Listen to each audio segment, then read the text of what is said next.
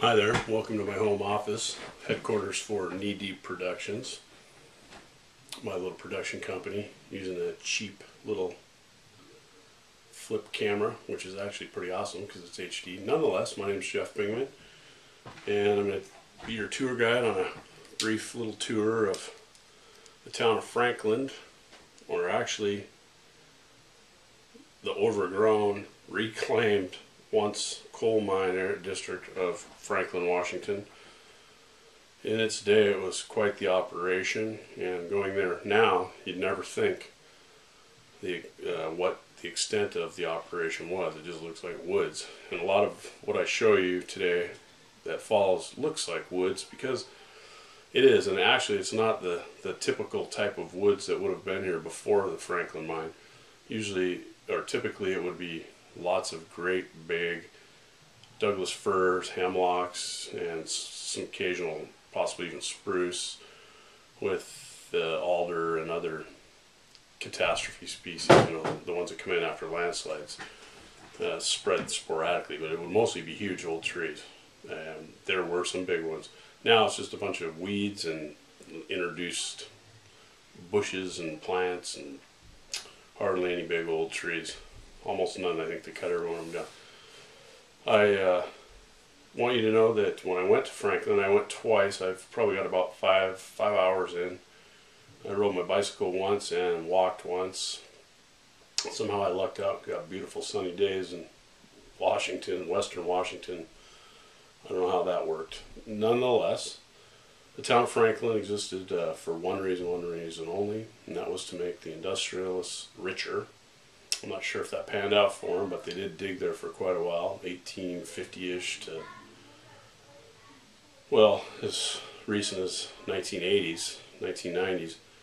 But they actually quit the huge mine just after the turn of the century, in like 20s, 25-ish, when they had a huge fire up there and the coal just kind of petered out and it wasn't making any financial sense to continue. But as I said, it existed for one reason, to dig coal. People were there to dig coal.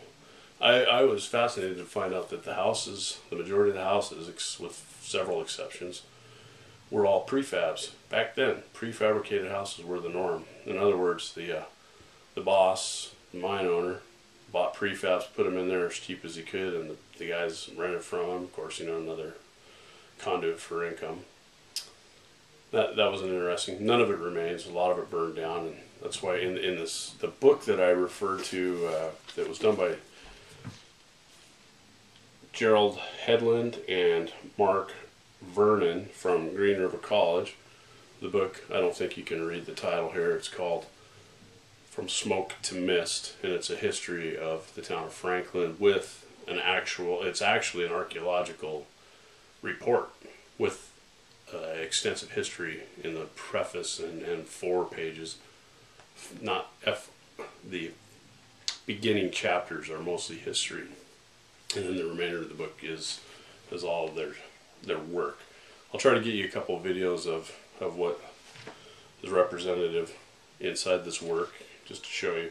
And there's a couple places that I just somehow fortuitously thought were interesting, took some video of, and then I found actual photographs of those places in the book. So I guess I'm not the only one who can find the obvious. With that said, I'll transition into the first couple videos, and about the middle, maybe towards the last third, I'll show you some of the book, just to kind of give you a little context. And I hope it's interesting, and I realize that what we're looking at a lot of is just a bunch of bushes and woods, but I hope you can imagine underneath those bushes what was there, what that town was. And like I said, I'll try to get you a couple shots of the pages where it shows kind of a layout of the town, and where the doctor's house was, where the butcher shop was, and those type of things. The actual works from the coal mine that remain are what amounts to some piles of concrete with steel sticking out of it, and you can't really tell unless you know what was there. Well, with that, thanks for coming along on this little trip. Let's take a peek at the first leg of the journey. Thank you. And right here is the Pioneer Cemetery that's just below the town of Franklin.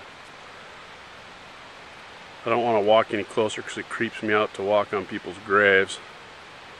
It's just kind of weird about, one of the weird things about archaeology is you're walking on sometimes dead people and digging them up. Anyhow, you can see in the back row that some of these are quite old, some of these headstones. And then there's some that are also quite recent, but nonetheless, the town of Franklin is just literally right behind me on the hill. I'll try to get a better picture of that for you. So just for a little geological context, here's one half of the Green River Gorge just below the town of Franklin, and you can see it's pretty beautiful. I'm probably a good 250 feet above it on the bridge. I'll show you the other side here. Doing my best not to Blair Witch Project you. Come on, Aaron. Aaron. So this would be the northwest view. If you look up, that far ridge line there is the backside of what used to be the town of Franklin, and up here to the left behind, a good a mile back there, is the actual town proper. So I thought it was important that you see, Aaron, be quiet, see the gorge that it's perched upon, and this is where a lot of the coal diggings took place along here. And I'm going to show you a picture later, and if you look at that stone block straight back, that wall, they built a bridge there, and I'm sure there's still, an archaeologist can find some of the workings and diggings. It's pretty sweet, actually.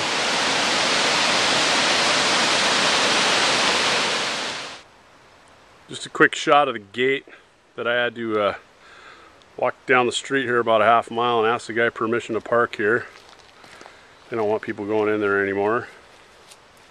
People have looted the place, etc. You can see a second gate back there. I had to go to an office in Black Diamond proper to get a permit to cross through that gate and use that road. There's my youngest son, Aaron. He's going with me, and we're going to walk up there now. Here we are at the top of the hill, almost. Entrance to the town of Franklin.